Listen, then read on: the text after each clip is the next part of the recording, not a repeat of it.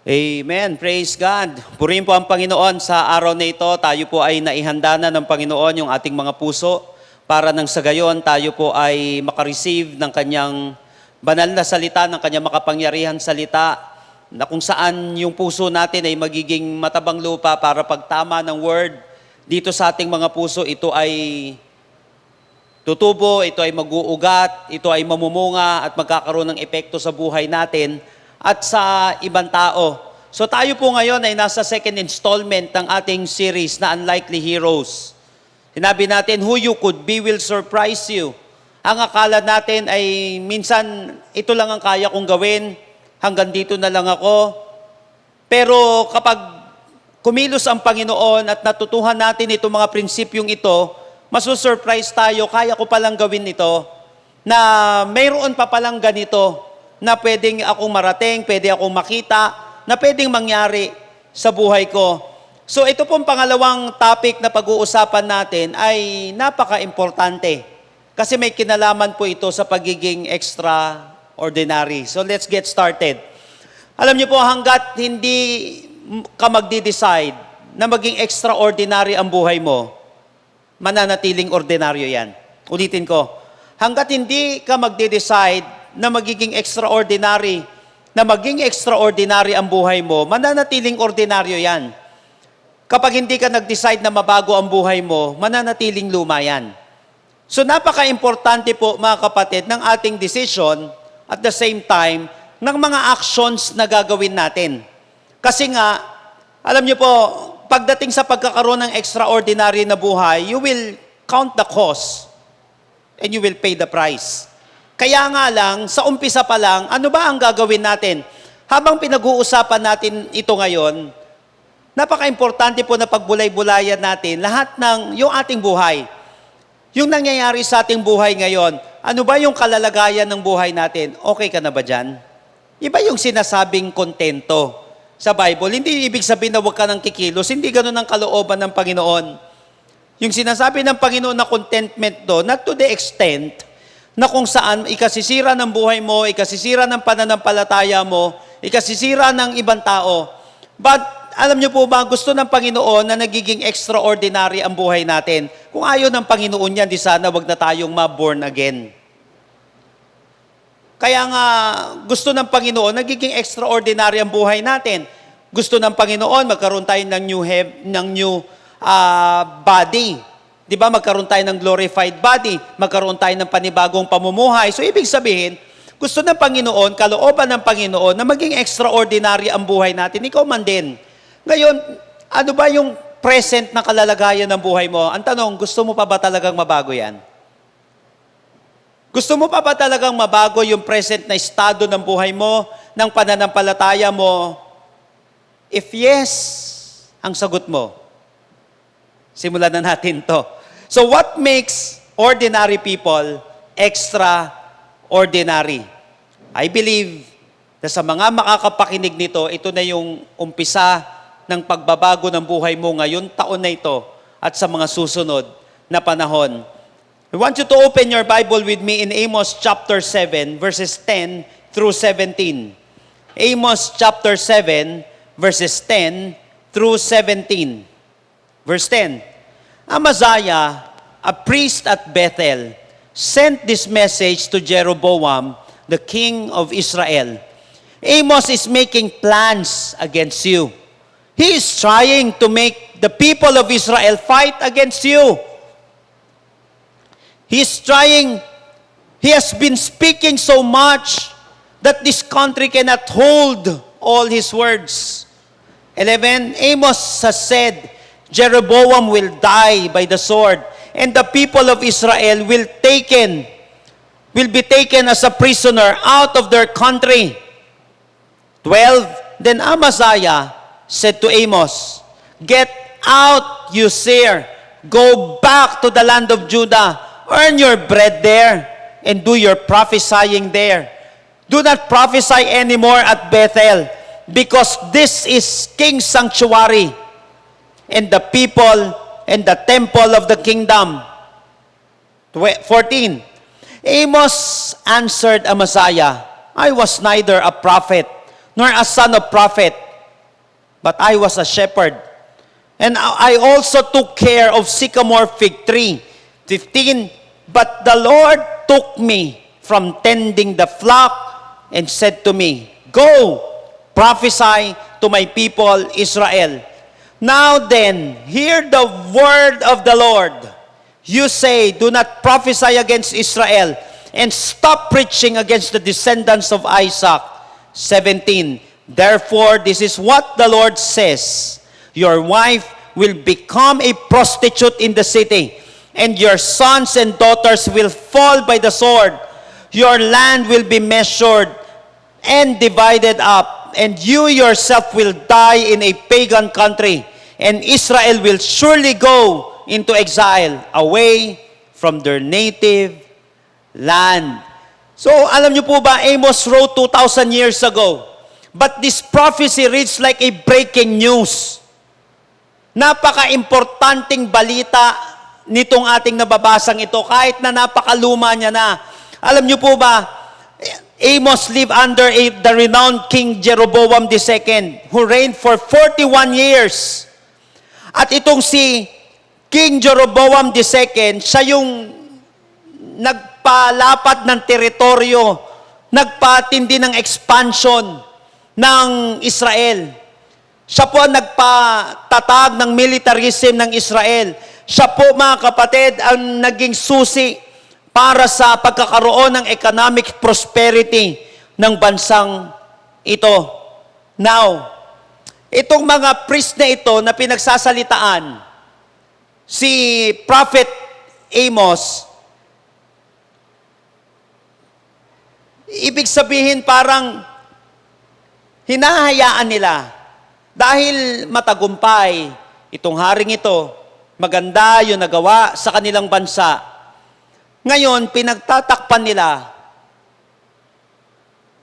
yung nagagawang masama sa kanilang bansa. For example, yung pagko-compromise pagdating sa pagsamba sa mga Diyos-Diyosan. Yung hindi pagsunod sa salita ng Panginoon. Therefore, pwede palang hindi sumusunod sa salita ng Diyos, pero nagkakaroon ng financial prosperity, ng material prosperity. Pwede naman yon. Kasi nga may blessing naman talaga na galing naman sa kalaban. O kaya gumagawa naman ng timeless principle, masipag itong taong ito. But it doesn't mean na ultimately magtatagumpay at magpapatuloy ang taong ito. Kaya nga lang, dahil dun sa nangyaring magandang yon, naging dahilan yon para mag-compromise pati yung mga lingkod ng ating Panginoon. Hinayaan nila na mangyari ito. So Northern Israel had conquered other nations and enjoyed its recent successes, but was spiritually bankrupt on the inside. Matagumpay sa labas, pero bigo sa kaloob-looban.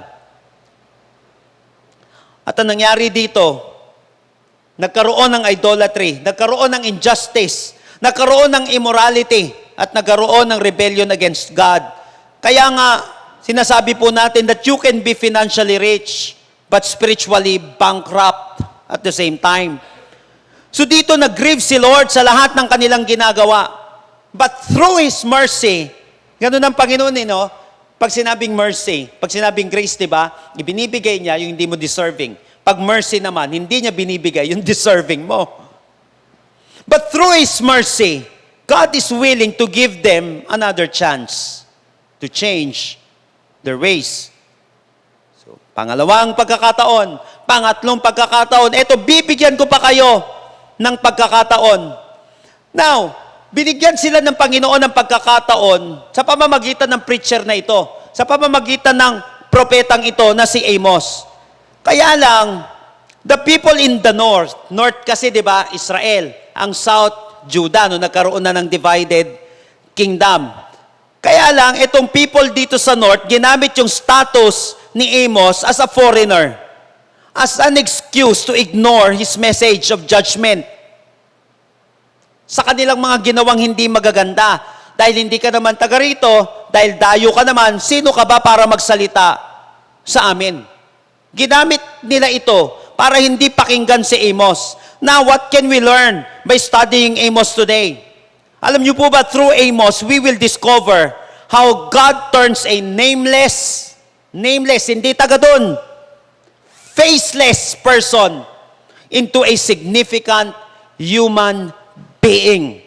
Ilang beses mo na nasabi yan, na kasi ganito lang ako, na kasi ganito lang naman talaga ang pamumuhay ko, kasi dito lang naman ako galing sa bansang ito, sa mahirap na bansa, sa mahirap na pamilya, sa mahinang angkan. And today, through Amos, we will discover how God turns a nameless and faceless person into a significant being. So the life of Prophet Amos is simply saying that God can use ordinary person to do an extraordinary work for the Lord. Makailang beses ko na rin sinabi sa dati yan, na hindi ko kayang magpastol ng mga tao. Hindi ko kayang mangaral ng salita ng Diyos. Hindi ko kayang mag-lead dahil sa ganitong estado ng buhay, dahil sa ganitong kalalagayan, dahil sa ganitong personality ko. But Amos is simply saying to everyone during their time, especially to his detractors, that I am the right man for this important job. Paano nangyari ito? So join me in our message today entitled, Extraordinary You. Extraordinary you. What makes ordinary people extraordinary? Tatlong bagay na dapat nating gawin. Ulitin ko, hanggat hindi ka magde-decide na maging extraordinary ang buhay mo, mananatiling ordinaryo yan.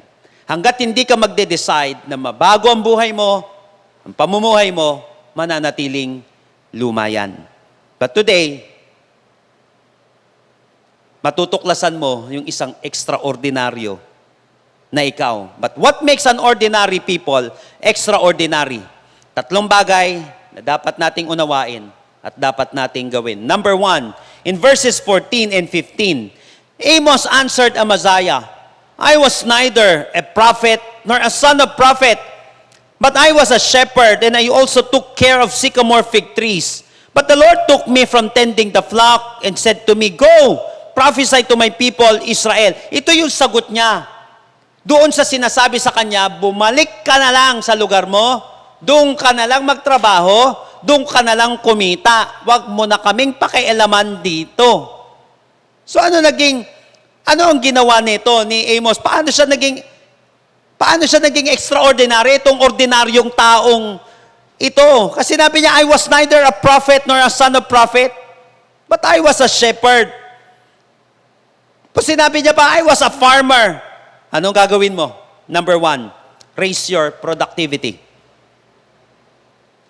Hindi ka magiging extraordinary hanggat hindi mo iaangat yung productivity niyan. Now the question is, how to raise your productivity? Napansin natin, gusto natin maging extraordinary. Ordinaryo nga yung kilos natin. Ang unang-unang dapat gagawin ay erase mo yung productivity mo. Halimbawa, ganito yung nagagawa mo ngayon, hindi ka talaga mapapansin. Kasi hindi naman nababago yung resulta natin at ginagawa natin. Ang unang-unang gagawin natin, you have to raise your productivity. We have to raise our productivities. How? Number 1, don't sit idle. Ibig sabihin, wag ka lang uupo-upo, hindi pwedeng uupo-upo lang tayo. Huwag natin nahayaan na walang nangyayari na pag-usad yung buhay natin. Train yourself to be productive. Alam niyo po ba, even before Amos received a vision from God, he was already productive in his life. Bago pa siya naka-receive ng vision galing sa Panginoon, productive na siya. Napansin ko lang, halos lahat ng tinatawag ni Lord for a special job ay masipag. For example, si Abraham, busy siya sa family business nilang paggawaan ng Diyos-Diyosan. Apostle Paul, masipag at matagumpay kape-persecute sa mga Christian. Apostle Peter, bago pa siya tinawag, masipag siya sa kanilang fishing business. King David, pinag-usapan natin noong nakaraan, who would have thought? Masipag sa pagpapastol ng tupa. Kaya sinabi natin, di ba, yung calling niya maging hari, maging pastol ng Israel. maging pastol ng bansa. Ginaligan niya muna maging pastol ng tupa. Ano ba yung ginagawa mo ngayon? So para mag-lead yan sa mas maganda, hindi mo pa ma-discover, di ba? Di, galingan mo yung ginagawa mo ngayon. Galingan mo lang matindi. Amos, masipag sa pagiging shepherd at farmer. Di pa man din siya prophet, pero productive na ang buhay niya as a shepherd and farmer. Kaya nga sinasabi ko nga, di ba, di ka pa man din abogado, pero dapat productive ka na. Sa pagtitinda mo ng abukado ngayon, pangarap mo yan di ba? Galingan mo muna yung ginagawa mo ngayon. Di ka pa man din doktor, pero dapat productive ka na sa pagiging konduktor mo kung yun ang pangarap mo. Di ka pa man din pastor, pero dapat productive ka na. Sa kung ano man ang ginagawa mo ngayon, sa pagiging life group leader mo, kung yun talaga ang pangarap mo, gusto mo mabago ang buhay mo, pero sasabihin natin, parang ang layo naman. Magiging productive ako dito, tapos ganito yung pangarap ko. Yes. Raise your productivity. Yun nga di ba si Amos from farmer? Ang layo naman to prophet. From shepherd to prophet. Di ba ang layo? Buti sana kung from shepherd to pastor. Pwede. The point is, hindi ka pa man din matagumpay sa hinaharap, sipagan mo na ang pangkasalukuyan mo. Because you can't expect to transform all of your productivity. Alam niyo po ba, ito maganda. Hindi mo ma-expect na mata-transform yung productivity habits mo overnight. Hindi yan nananatili. Halimbawa, napakinggan mo ngayon, hindi, dapat mangyari na to. Bagong-bago na talaga. Lahat, bukas. Hindi mangyayari yan overnight. But there is a process para mangyari yan. Ang tawag doon ay habit stacking. Yung habit stacking nito, it means focus on making small, incremental changes to see what works and what doesn't. Habit stacking. Noong nakaraan may mga sinabihan ako, para may mabibuild ka sa buhay mo, may naaayos, may nararating ka. Halimbawa, gusto mo makatapos ng utang mo, gusto mo makabuild. Di ba? Dapat may habit stacking. Simulan mo sa maliliit na step na pagtatagumpayan ka. Hindi pwedeng puro zero. Di ba kapag may gusto ka mapagtagumpay, halimbawa, yung utang natin, isa sa pinaka-effective na, yung snowball effect. Hindi pwedeng biglaan. Mamaya, pag nabigla ka, hindi mo na mararating yan kasi dami mong pangangailangan Yung habit stacking na yan, mag-focus ka dun sa maliliit na bagay, maliliit na resulta, at tignan mo ano yung nagwo-work at hindi nagwo-work.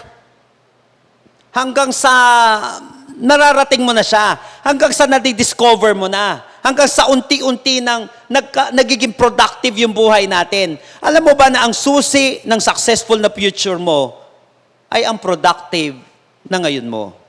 Kaya nga kinakailangan ma-manage natin ng maayos itong mga resources natin. Huwag mong sasayangin yung panahon mo. Sabi ni Peter Drucker, the father of modern management, time is the scarcest resource, and unless it is managed, nothing else can be managed. Kapag ang oras natin ngayon, yung kakarampot na oras natin, na sinasabi natin ay hindi mo mamamanage, hindi mo rin mamamanage yung iba't ibang mga bagay sa buhay mo. Kasi importante, mamanage mo muna yung oras mo.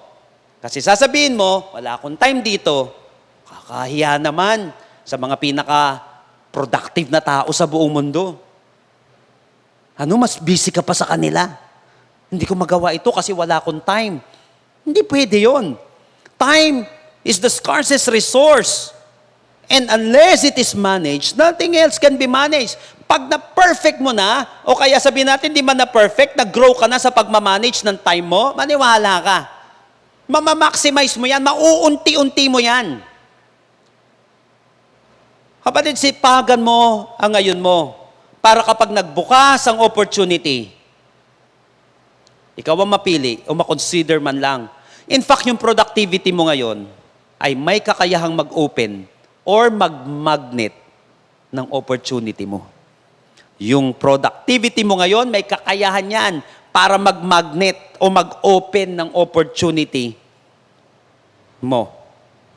Because today's productivity has the power to open tomorrow's opportunity.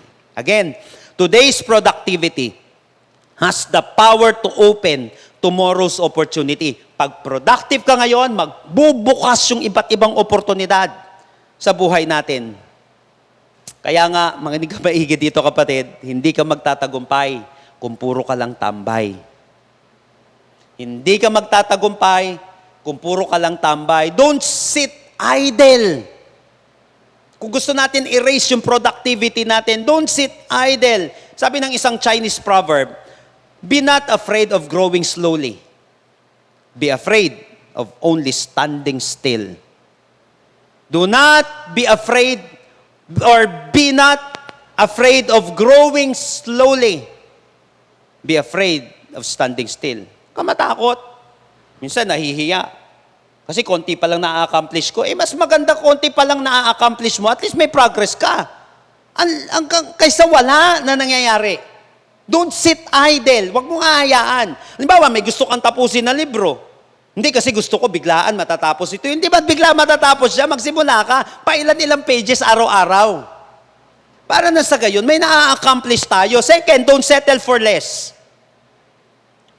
Don't settle for less. Don't sit idle and don't settle for less. Indeed, promotion comes from the Lord. Naniniwala tayo doon. Kaya sinabi dito sa verse 15, but the Lord took me from tending the flock and said to me, go prophesy to my people Israel. Napansin mo, sinabi niya, o nung una, ano lang daw siya? Shepherd. Farmer lang. Pero ngayon, sinabi niya, but the Lord took me from tending the flock and said to me, go, prophesy to my people Israel. Don't settle for less. Ngayon ang tanong, handa ka bang magpahatak kay Lord? Kasi may mga tao no, pinopromote ni Lord, hindi, ayoko. Di wag na. Handa ka bang magpahatak? The Lord took me from tending the flock.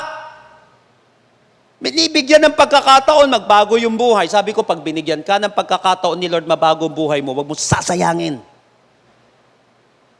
Binigyan ka na ng pagkakataon, mag-Bible study, ma-mentoran, ma-disciple, wag mong sasayangin. Kasi hindi lahat ng tao nabibigyan ng ganyang oportunidad. But the Lord took me from tending the flock. Kaya nga yung mga disciples, nung sinabi ni Lord, come follow me. And immediately, they left their nets and followed Him. Ganon ka-importante sa kanila yung oportunidad na mabago yung buhay nila.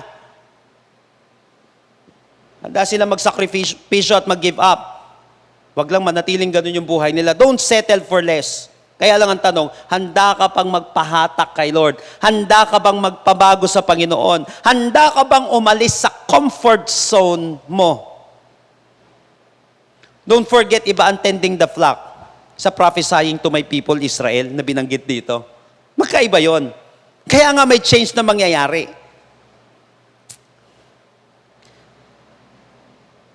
Remember that if you're willing to make progress in life, dapat handa ka na magbago yung ginagawa mo. Kung gusto mo talaga, kapatid, na magkaroon ng pagbabago yung buhay mo, dapat handa kang mabago yung ginagawa mo. Kasi kapag hindi ka handang mabago yun, wala siyang mangyayari. Kasi ang taong ayaw ng challenge, malabong mag-change. Don't settle for less. Minsan kasi nasanay ka na, kapipitas. Yan, kapipitas ng mga bunga-bunga doon. Yung fig tree. Kasi shepherd, okay naman yun eh, di ba? Kaya lang minsan, baka masanay ka ng ganyan. Maraming nagsabi sa akin yan, baka masanay ka ng jumper lang. Siyempre, wala kang bayad nun eh. Nasanay ka ng hindi nagbabayad ng amilyar. Nasanay ka ng hindi nagbabayad ng buwan-buwan para sa bahay. Nakakasanay yun, libre. Galing sa kapitbahay mo yung kuryente. Napansin mo, hindi ka naman nagbabayad. O di nakakasanay. Kaya lang, habang buhay, ganyan na lang bahay mo. Habang buhay, ganyan ka na lang. Tapos maiinggit na lang tayo. O kaya magkakaroon tayo ng inferiority. Kaya nga, don't settle for less. Because if you're willing, progress is possible. But kung hindi, dyan na ka na lang talaga. Alam niyo po, mapapansin natin, yung mga taong nagkakaroon ng pagbabago yung buhay nila, willing nga sila sa mga challenges sa buhay.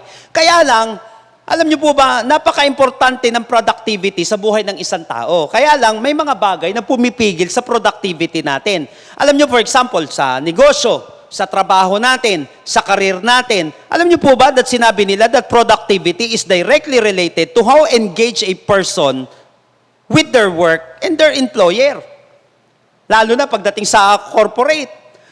Sabi ng mga pag-aaral, yung productivity daw natin, malaki ang kinalaman kung gaano tayo ka-engage doon sa ating trabaho at doon sa ating direct na boss.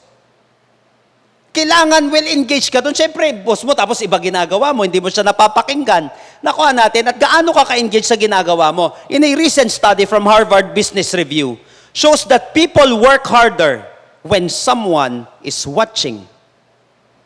Mas lalo daw na nagiging masipag ang isang tao kapag may tumitingin sa kanya. At may nagsushow ng appreciation sa kanyang effort. At the same time, kinakailangan, kaya pala ang isang tao, noong nakaraan may mga kausap ako, sabi kong ganon, ito na, re-realize ko, pag sobrang luwag pala, wala nangyayari sa buhay ng tao.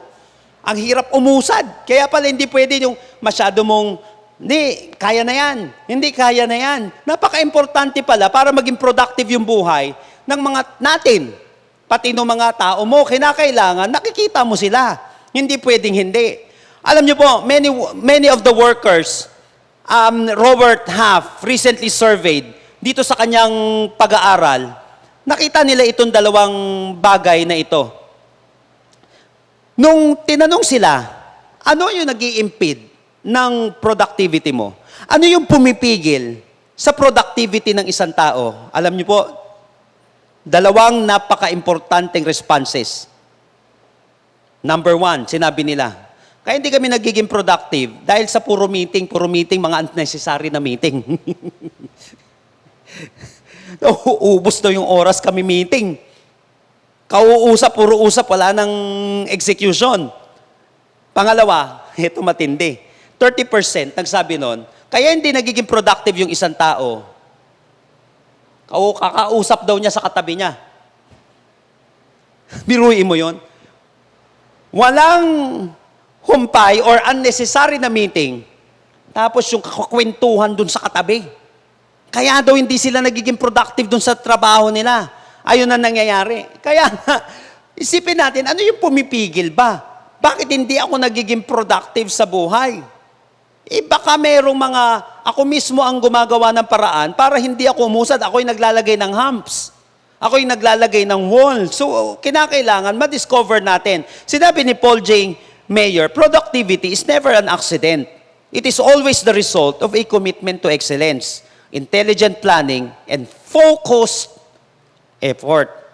Focus effort. Napansin niyo po, siya po ay shepherd. Ang shepherd is one of the lowest status. Lalo na sa kanila dati. Lowest. O, biruin mo, lowest na, pinakamababa. Sinabi ko nga, mahina ka na nga, tapos tamad ka pa. Ano na yan? Mahirap na nga kayo. Tapos tamad pa. Sabi na nga sa'yo, bobo ka raw. Tapos tatamad-tamad ka pa. Ano na mangyayari sa buhay mo? So make your life productive. Ano man ang estado ng buhay mo. Amos answered, verse 14, I was neither a prophet nor a son of prophet, but I was a shepherd and I also took care of sycamore fig trees. Kapatid, starting today, raise your productivity. Don't sit idle. And don't settle for less. Pangalawa, verse 15, but the Lord took me from tending the flock and said to me, ito yung trabaho ko. Sinabi niyang ganon, ito yung trabaho ko. Hindi naman talaga ako propeta. Pero ito yung trabaho ko. Sabi niya ganito. Pero, verse 15, but the Lord took me from tending the flock and said to me, go prophesy to my people Israel. Verse 16, now then, hear the word of the Lord. Number 2, reveal your progress. Yung isang ordinaryong tao magiging extraordinary, yes. First, raise your productivity. Pangalawa, reveal your progress. Bakit? Dapat nahahalata ang pag-usad ng buhay mo. Dapat nahahalata ang pag-usad ng buhay mo. You will never become extraordinary without progress. Pero dapat, you must reveal it. Kailangan halata. Paano ka mapopromote hindi halata? May pag-akyat, may pag-uusad. Biruin mo from tending the flock to prophesying to Israel. Dapat may maganda kang kwento ng from to. From to. From tending the flock to prophesying to Israel. From pastor of the sheep to prophet of Israel. Dapat may maganda kang kwento ng from rags to riches. O kaya from bruha to Diyosa. From babaero to faithful. From drug addict to Jesus freak. From plain believer to disciple maker. From ordinary to extraordinary. Reveal your progress. Dapat may progress. Kasi di ka talaga paniniwalaan. Sabihin ko, hindi, lingkod ako ng Panginoon dapat halata na naglilingkod ka talaga kay Lord. Now the question is, how to reveal your progress? Ito maganda dito. Kinakailangan, meron kang proof of progress. You must have a proof of progress. First, it must be seen through your words. Dapat kita yan. Tignan niyo po. 15, but the Lord took me. Sinabi niyang ganon. But the Lord took me. Meron siyang story. But the Lord took me from tending the flock and said to me, go prophesy to my people Israel. Tandaan, halata sa bibig ang taong nabago. Halata sa bibig ang taong mature. Halata yan sa sinasabi natin. Kaya nga pag may sinasabi yung isang tao, ganito ako. Isa sa unang titignan ko, hindi mo naman makikita una sa track record niya. Tignan mo ba paano siya nagsasalita? Tignan mo paano niya sinasabi yung mga bagay-bagay. Kasi ganyan ka pala nahalata yan. Nag-training ka pala ng ganyan. Saan nahalata yan? Halata sa bibig ang taong nagbago. Halata sa bibig ang taong mature. Second, it must be seen through your work. Now then, hear the word of the Lord.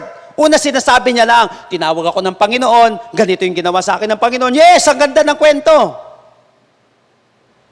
But dito ngayon, nakita yung trabaho niya. So napansin mo, sa public speaking, di ba? O kaya kapag ikaw ay kinuha bilang isang resource speaker, lalo na sa mga hindi pa masyadong kilala. So you must establish yourself first. So hindi sa pagmamayabang. Kaya yung iba binabanggit yung tinapos nila.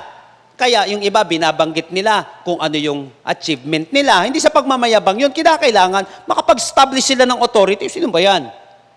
Nakuha natin. Kaya lang, salita pa lang yon. Pero pangalawa, i-confirm yan nung gawa. Kaya sinabi niya, nagbanggit siya sa verse 15, ngayon ginawa niya na sa verse 16, nag-prophesy na siya. Now then, hear the word of the Lord. Reveal your progress. Dapat nakikita yung pag-usad ng buhay natin. Dapat nakikita yung sinasabi natin. Matthew 5:16. Let your light shine, so shine before men that they may see your good work and glorify your Father in heaven. Napansin mo? Yung iba, sabi ng iba, hindi, yaman na si Lord ang makakita niyan. Hindi, kinakailangan makita rin niya na tao. Kasi binabasa ko sa Bible, wag daw ipapakita. Hindi, ang context noon, kasi nagyayabang. Pag nagyayabang ka, wag mo nang gawin yan. Pero kung gusto mo maluwalhati ang Panginoon, diyan sa ginagawa mo, let your light shine before men, that they may see your good works and praise your Father in heaven. So napaka-importante nito. If you want to reveal your progress, it must be seen through your words. Kaya nga kinakailangan, pati yung communication skills natin, maayos. Minsan nga, hindi maganda yung communication skill ng tao, kaya lang, totoo naman yung sinasabi niya. Panalo yun. Power pa rin yun. But it must be seen through your work. Colossians chapter 3, verse 17. Whatever you do, in word or deed, do all in the name of the Lord Jesus, giving thanks through Him to God the Father. So napaka-importante ng work sa kanang words na dapat napapansin. Remember that we can't become what we need to be by remaining what we are. So kailangang umusad para hindi maging sad ang buhay mo. Kinakailangan magkaroon ng progress. Kinakailangan nakikita yung progress natin. Ulitin ko, kailangang umusad para hindi maging sad ang buhay. Tandaan, hindi magiging extraordinary ang buhay natin. Listen to this, ha? Hindi magiging extraordinary yung buhay natin kung ang ginagawa natin ay pang-ordinary. Hindi magiging extraordinary ang company mo kapag ang ginagawa mo pang-ordinary. Nakuhaan po natin yon. Kung ang ginagawa natin pang-average, hindi magiging above average yung buhay natin. Kaya nga kinakailangan yung galawan natin, hindi siya pang-ordinary, kundi pang-extraordinary. Ano man ang ginagawa mo ngayon, dapat nakikita yung progress dito. Malalaman mo yung tao may magandang patutunguhan sa buhay. Alam mo kung ano, paano? Umuusad. Ulitin ko, ha, malalaman mo yung taong may magandang patutunguhan sa buhay. Anong mayroon? Umuusad. So dapat nakikita yung pag-usad na yon, kasi kung wala yung pag-usad na yon, you will remain. Kung nasan ka man ngayon, kasi hindi naman halata. Kaya nga, ito ang payo ni Apostle Paul sa kanyang disciple na si Timoteo. 1 Timothy chapter 4, verse 12. Tapos tignan natin mamaya yung 15. Tignan nyo. Don't let anyone look down on you because you are young. But set an example for the believers in speech, in conduct, in love, in faith, and in purity. Bakit? Tama, kasi bata ka. Batang-bata ka pa. Laging gaganunin ka. Problema, bata ka na nga, hindi ka nagsiset ng example in speech, yung salita mo, barombado. Yung conduct mo, hindi maganda. The way ka magmahal, the way ka mananampalataya, pati yung purity mo, ganyan. Hindi pwede. Set an example. Sinabi ni Apostle Paul sa kanya, ito nangyari, ito matindi, verse 15. Be diligent in these matters. Give yourself wholly to them so that everyone may see your progress. Hindi siya igagalang ng church. Pag hindi nakita yung progress, hindi siya igagalang, hindi sa masama yung mga matatanda doon sa iglesia. Hindi sa pagiging masama yung nakakatanda sa kanya. Hindi sa walang tiwala sa kanya. Kaya lang, dapat makita nila na may progress ka. Nagsimula po ako sa leadership when I was 17 years old. Hindi madaling magsalita sa kapwa mo. Ay di lalo sa mga may edad sa'yo. Pangalawa, ay yung pangatlo, pinakamatindi, di lalo sa mga ahead sa'yo. Paano ka pakikinggan? Hanggat di nila nakikita yung progress na yan, karapatan nila na huwag ka nilang paniwalaan. Kaya nga ikaw, di ba? Sabi ko, bago ka kumuha ng kliyente, bago mo kuhain yan, tignan mo yung portfolio niyan. Tignan mo kung ano yung nagawa niyan. Huwag mo sasayangin yung panahon mo saka yung pera mo. Hakuha po natin kasi dapat nakita mo yung progress niya. Kasi hindi sa buhay ng tao, once na nakita yung progress na yan, doon na magsisimula. Yung oportunidad, yung extraordinary na buhay natin. Be diligent in these matters. Give yourself fully to them so that everyone may see your progress. Reveal your progress. Reveal your progress. Last but not the least. Verses 16 hanggang 17. Now then, hear the word of the Lord. You say, do not prophesy against Israel. Stop preaching against the descendants of Isaac. 17. Therefore, this is what the Lord says. Your wife will become a prostitute in the city, and your sons and daughters will fall by the sword. Your land will be measured and divided up, and you yourself will die in a pagan country, and Israel will surely go into exile away from their native land. Pangatlo po, respond proactively. Biruin mo yung bato sa kanya. Malaki ang di ba? Malaki ang kinalaman ng magiging resulta mo sa kung anuman ang magiging response mo dun sa binabato sa iyo ng buhay. Sabi niya, tantanan mo na yan. Minto ka na. Bumalik ka na lang dun sa lugar mo. Sabing ganon. Pero paano naging extraordinary itong Amos na to? Yung response niya, napaka-proactive. Now the question is how to respond proactively. Ano ba? By the way, ano ba ibig sabihin ng pagiging proactive? Proactive means controlling a situation by making things happen. Ulitin ko, pag sinabing proactive, kontrolado mo yung sitwasyon at nagagawa mo pa rin yung dapat mong gawin. Okay?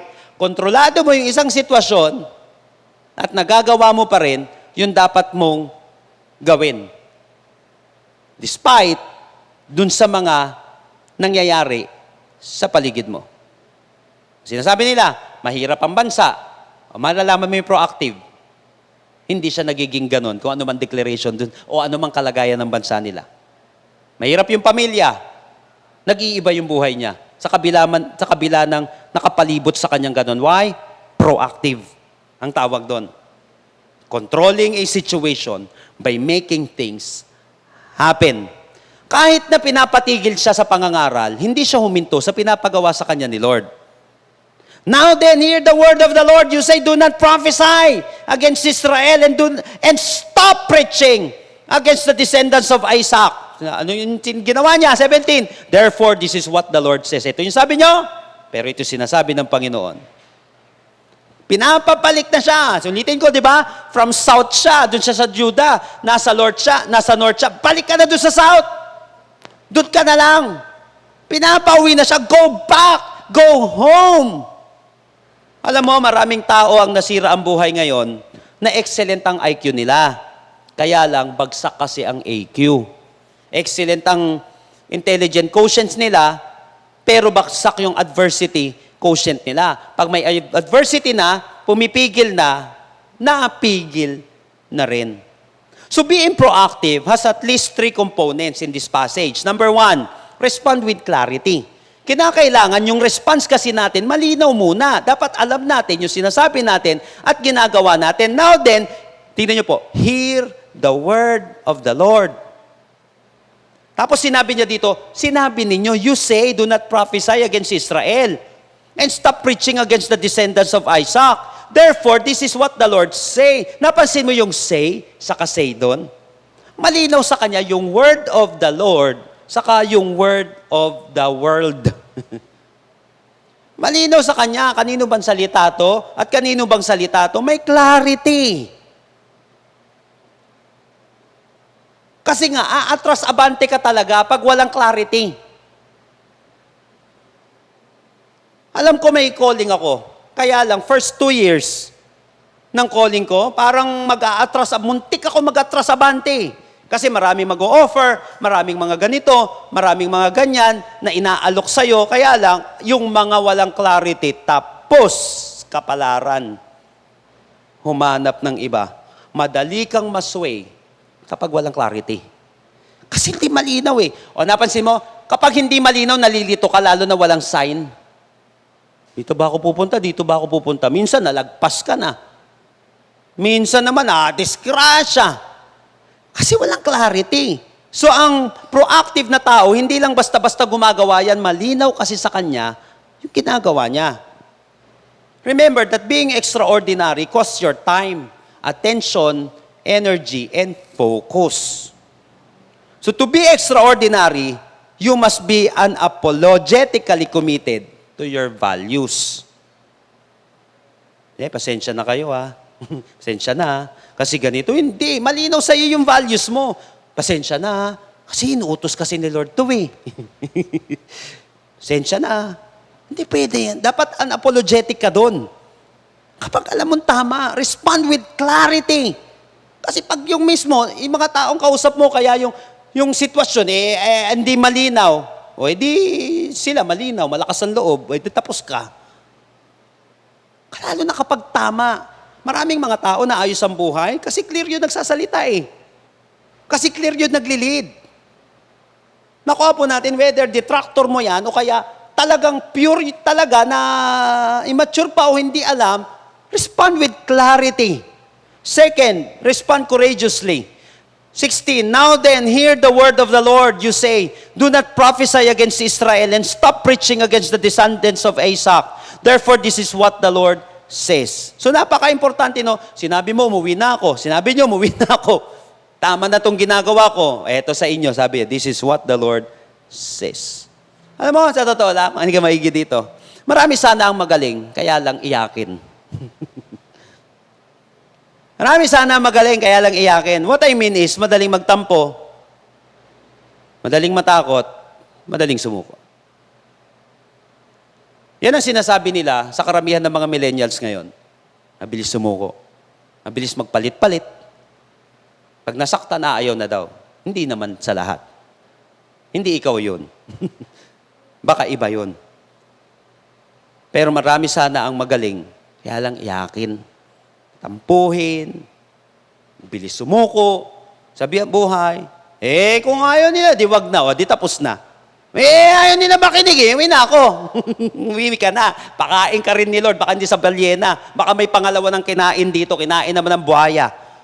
Kasi hindi sumunod kay Lord. Hindi ka man na Jonah sa baka kinain siya ng kung ano-ano dito. Kasi hindi siya sumunod. Kaya lang, proactive siya. Mali yung bato sa kanya. Pero binato niya pa rin yung panawagan sa kanya ng Panginoon. Do not prophesy. Do not preach against the descendants of Isaac. Kapatid, ilang do not na nagpahinto sa'yo? Ilang do not na?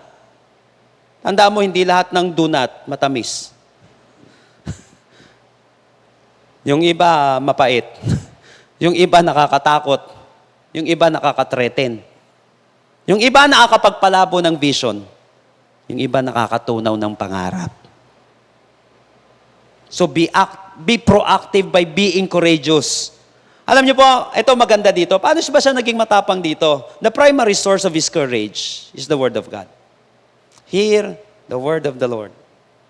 Sabi ko nga nung nakaraan sa ilang mga disciples ko, sa ilang mga pastors, alam niyo po, ang pinaka-pundasyon nitong ginagawa ko, kahit na minsan parang ayoko, o kaya parang nahihirapan ako kapag may mga adversity, o kaya parang nadi-discourage na ako sa buhay, yung Word of God. Pangalandakan mo laging salita ng Panginoon. Kahit na minsan against the flow ka. O kaya parang, if you want to make a difference, if you want to live above average, sabi mo yung Word ni Lord. Kasi, mag-usap kayo ni Lord, sisiin mo si Lord. Di ba? Tandaan natin, ang pagiging proactive ay may tamang response. Listen to this, ha? Ang pagiging proactive ay may tamang response sa maling suggestion sa'yo. Ito ay magandang action sa pangit na reaction. Respond courageously. Mas tumatapang ang isang tao, lalo na naninindigan siya dun sa salita ng Panginoon at hindi sa sariling kuro-kuro niya. Kaya nga, tumatapang ang isang tao kapag may backer ka, backer mo si Lord. Tutuloy mo ngayon yung buhay na maayos. Third, respond consistently. Ang mga proactive na tao, malinaw kasi sa kanila yung ginagawa nila. Pangalawa, nilalagyan nila ito ng tapang in a right way. Pangatlo, sila ay consistent. Napansin niyo po, now then hear the word of the Lord. You say, do not prophesy against Israel. Stop preaching against the descendants of Isaac. Sinabi niyang ganun. Therefore, this is what the Lord says. Kahit na hindi maganda, yung masakit your wife will become a prostitute in the city. Your sons and daughters will fall by the sword. Your land will be measured and divided up. And you yourself will die in a pagan country. And Israel will surely go into exile away from the native land. Pag hindi kayo nagbago, ito mangyayari sa inyo. Sinabing ganyan, napansin niyo po, napaka-consistent niya sa kanyang calling. Napaka-consistent niya sa kanyang mga ginagawa. Alam niyo po ba na maraming tao magaling magsalita, kaya lang kulang sa tiyaga. Maraming mga tao magaling magsalita, pero kulang sa tiyaga. Tandaan mo kapatid, hindi ka tatapos kung puro ka intro. Hindi ka tatapos Kung puro ka, intro. Ilang dreams na ang naging nightmares because of threats. Because yung mga do nots na yan. Naku, pag lumangoy ka, mababasa ka, malamig. Biruin mo, gusto mo matutong lumangoy, tapos takot ka mabasa. Ay naku, may nalunod na. Eh, siyempre, ganun talaga. Naku, baka mabangga ka. Naku, pag sumakay ka ng eroplano, nakita mo nung nakaraan, grabe. May namatay. Wala na mangyayari sa buhay natin. Ilang dreams na naging nightmares because of threats. Remember this, don't let your critics bring out the worst in you. Rather, let them bring out the best in you. Huwag mo nga hayaan na yung mga critics mo, yung mga binubugahan ka ng mga donuts na hindi matamis at mapait. Huwag mong hahayaan na i-bring out nila yung worst sa buhay mo. Paano kung ginawa ito, yung na-bring out nila yung worst ni Amos, di balik na lang. Di wag. Kung ayaw nyo, di wag. Punta na kayo sa impyerno. Ganun na lang. Don't let your critics bring out the worst in you. Huwag maging ikaw yung taong ayaw mo. Huwag mong gayahin yung huling taong nanakit sa'yo at nanira sa'yo. Don't let your critics bring out the worst in you. Let them bring out the worst in you. How? Be proactive. Respond proactively. So what makes ordinary people extraordinary? Tatlong bagay. Nabi natin, di ba? Mananatili kang ordinaryo kung hindi ka magde-decide na maging extraordinary. Mananatiling luma yung buhay natin kung hindi ka magde-decide na baguhin yung ginagawa mo. How? Paano magiging extraordinary itong buhay na ito? Maniwala ka, kapatid. Pisa mo dito. Raise your productivity. Don't sit idle. Do something. Kalingan mo sa ginagawa mo ngayon. Don't settle for less. Pag nagkaroon ng pagkakataon, binigyan ka ng pagkakataon. Halimbawa, naglilinis ka lang dati, sinabi sa'yo ngayon, sige, kumanta ka na nga. Dito, do it! Hindi naman ako magaling eh. Tanong ko ba, lalagay ba kita dyan? Sisirain ko yung sinimulan ko? O gusto ko kitang bigyan ng pagkakataon dahil may nakikita ko na kung saan kakayahan mo. Don't settle for less. Huwag ka matatakot na magbago, kapatid. Embrace change. Don't settle for less. Raise your productivity starting today. Huwag mong hayaan na ganyan lang yung kita mo. Pag ganyan, lalo na sa panahon natin ngayon, hindi talaga pwede. Do something. Kasi hindi mo marireach yung financial goal mo. Hindi mo mahihit itong bagay na ito. Pag ganito lang ang ginagawa natin, raise your productivity. Pati sa gawain ng Panginoon, raise your productivity. Number 2, reveal your progress. It must be seen through your word.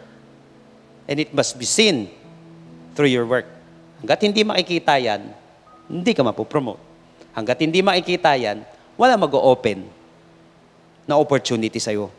You must reveal your progress. Dapat halata. Hindi ipagmamayabang, pero dapat nahahalata sa sinasabi at sa ginagawa. So gagawa ka ngayon ng paraan. Paano magiging authentic itong ginagawa ko at sinasabi ko? Number 3, respond proactively. First, respond with clarity. Linawin mo yung ginagawa mo para alam mo yung pinaninindigan mo. Second, respond courageously. Lagyan mo ng tapang. Tapusin mo. Huwag puro intro. Third, respond consistently. Ito yung sinabi natin. Tuloy-tuloy mo yan. So, most of the time, sa totoo lang, as we end this, it is easier said than done. Di ba? Dali lang naman sabihin yan. Tama, mas dali talagang sabihin. But how to make it not just possible but certain? Paano natin masisigurado ito? Sabi natin madaling sabihin, mahirap gawin. Lagi yung sinasabi, it may not be easy, but it can be done. Pag may mga bagay na mahirap, iisipin mo lagi, yes, it may not be easy, but it can be done. Paano ba magiging certain ito? Hindi madali, tama, hindi madali. O, halimbawa ngayon, may tila baga parang imposible. Tinatamaan ka ng matinding, inaatake ka, dahil sa background mo siguro, o dahil sa nagawa mo, o dahil sa nangyari sa buhay mo, o kaya yung present na situation mo. Matindi yung atake sa'yo. Ito magandang maunawaan natin. Tignan niyo po, verses 14 hanggang 15. Amos answered Amaziah, I was neither a prophet nor a son of prophet, but I was a shepherd. And I also took care of sycamore fig trees. 15, tignan niyo po. But the Lord took me from tending the flock and said to me, Go, prophesy to my people, Israel. Oo! Alam ko, tingin nyo na di bagay ang posisyon ko dahil, di ba? Mahirap lang ako, madali man nakalipas ko, kasala ako dati, hindi maayos ang pamilya ko, mahirap lang kami.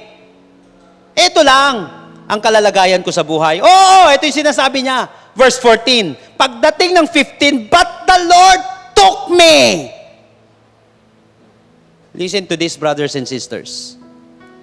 Si Lord lang ang may karapatan na magsabi na hindi ka pwede. Na hindi ka bagay, na wala kang karapatan na magbago, na wala kang karapatan umasenso, na wala kang karapatan maglingkod, at wala kang karapatan na lumago, magtagumpay sa buhay. The Lord can take you out of the dark. He can take you out of your comfort zone.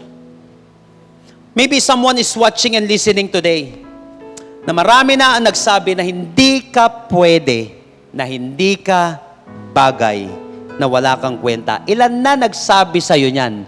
O makailang beses mo na naririnig yan na paulit-ulit sa isip mo na hindi mangyayari sa buhay mo yan. Matanda ka na.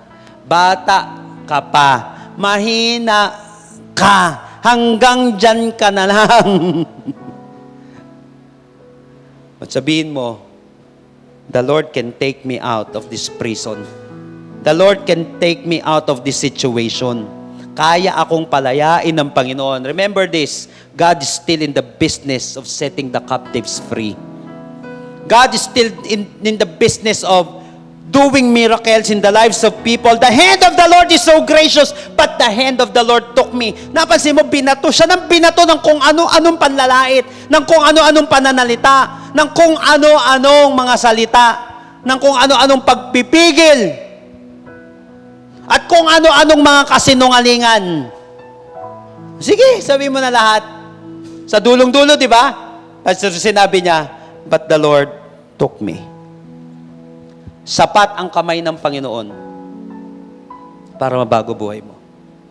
Maniwala ka, kapatid. Malaki ang kinalaman. Tignan niyo po ito.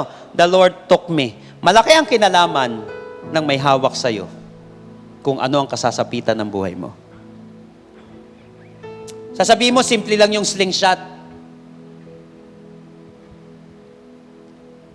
Simple lang yung tirador.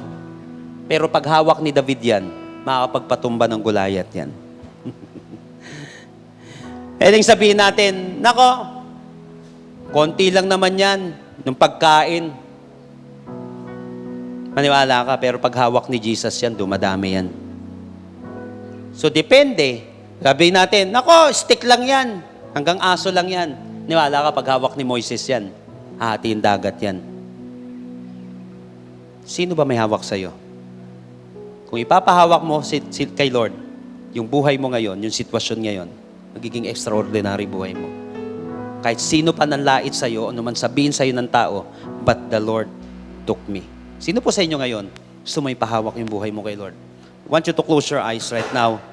Ikaw at ang ating Panginoon ngayong oras na ito. If you're this person right now na sinasabi mo, Lord, bunutin mo po ako, Panginoon, sa sitwasyon na ito. Gusto ko po mabago buhay ko, Lord. Marami na, Lord, nag-prophesy sa akin. Ganito na lang daw yung buhay ko. Ganito na lang ako. Paulit-ulit na mga salita. Parang talagang wala nang solusyon ng lahat. dito sa aking pinagdadaanan. But Lord, sapat po ang kamay mo, Lord. Sapat ang kamay mo para mabago buhay ko. If you want to give your life to the Lord, gusto mo ipagkatiwala yung buhay mo sa kamay ng ating Panginoon. Ngayong oras na ito, kapatid, mananalangin tayo. Bigay mo yung buhay mo. God can save you. God can transform you. If this is your first time na gagawin ito, do it. Ito yung pinakatamang desisyon na gagawin mo. Manalangin tayo ngayong oras na ito, but make it your personal prayer. And I believe that after this, your life will never be the same again. Tell it to Jesus right now, Lord Jesus, Lord Jesus, come into my life. come into my life. I surrender my heart to you. I surrender my heart to you. I admit that I'm a sinner, I admit that I'm a sinner. but I believe that you are my Savior. I believe that you are my Savior. Starting today, Starting today, be the Lord of my life. be the Lord of my life. Lead me, guide me, Guide me, save me. save me. In Jesus' name, In Jesus' name, Amen. amen. Ngayong oras na ito, kapatid, naniwala ka. Paghawa ka ni Lord, nasa kamay ka ng Panginoon, you are in good hand.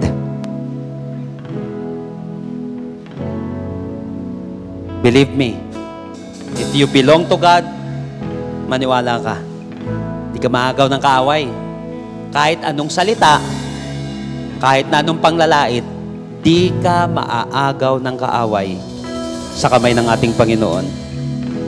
Father in heaven, I lift up to you my brothers and sisters who are struggling right now sa mga salita, mga kasinungalingan, sitwasyon, Lord, na nagpapabagal, nagpapalubog sa kanila ngayong oras na ito. Palayain niyo po ang bawat isa. Palayain niyo po sa kulungan na nakalipas. Kasalanan, karamdaman, kapighatian. In the name of Jesus. I speak for freedom right now. In the name of Jesus. Lord, I pray for an extraordinary life for my brothers and sisters today. Lord, baguhin mo po ang kanyang buhay. Simula sa araw na ito, kausapin niyo po, Panginoon, ang taong ito sa pangalan ng Panginoong Hesus. Ngayong oras na ito, kapatid, hayaan mo ang Panginoon. Ipahandle mo kay Lord yung sitwasyon mo. Ipahandle mo kay Lord yung buhay mo. Hindi mo kaya? Pahandle mo na kay Lord yan. Holding on to you. But the Lord took me. Never let it But the Lord took me.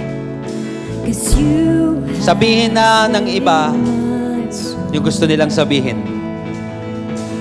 to Sabihin na nila na hindi mo kaya be whole. at wala kang kwenta. But the Lord can take you My broken out of that comfort zone, out of that miry clay. and But the Lord took me.